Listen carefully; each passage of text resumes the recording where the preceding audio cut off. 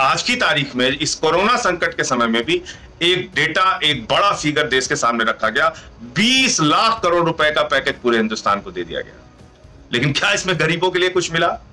क्या इस पैकेज की जमीनी कोई वास्तविकता या सच्चाई आपको दिखती है? इस पर बहुत चर्चा हो चुकी है, आप सारे लोग जानते हैं। लेकिन इसके अलावा भी मैं एक और बात इस कोरोना संकट के समय में जो बीजेपी का दावा था उसका सच आपके सामने रखना चाहूंगा।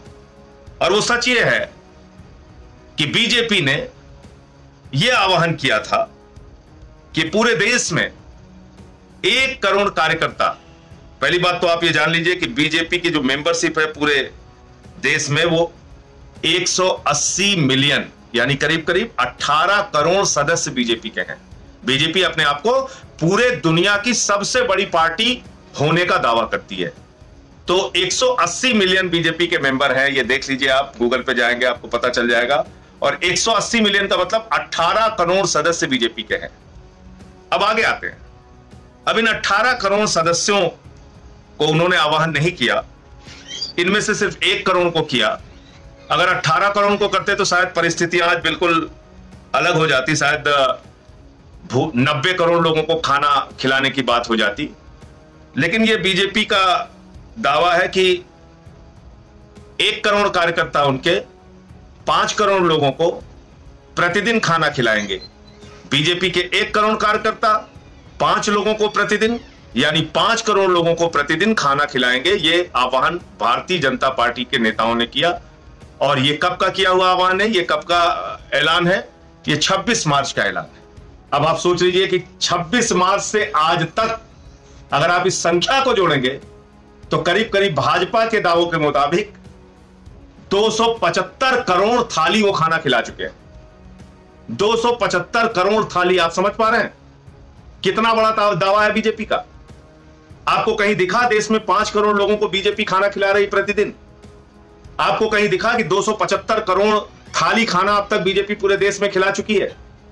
आपको कहीं ये बातें दिखी? और 18 करोड़ उनके मेंबर हैं। अगर मेंबरों का दावा कर देते तो मेरे ख्याल से 90 करोड़, मुझे तो लगता है कि पड़ोसी देश भूटान को, नेपाल को, बांग्लादेश को और श्रीलंका को, सबको, अड़ोस पड़ोस के सारे देशों को खाना खिलाने का दावा कर देती बीजेपी। लेकिन चलो अच्छा है कि उन्होंने 1 करोड़ लोगों का दावा किया था। इस तरह का झूठ भारतीय जनता पार्टी क्यों बोलती है? अब गृह मंत्रालय कह रहा है राज्यों से अनुमति लेने की जरूरत नहीं है, ट्रेन चल सकती है। इसके पहले पीयूष गोयल जी क्या कह रहे थे?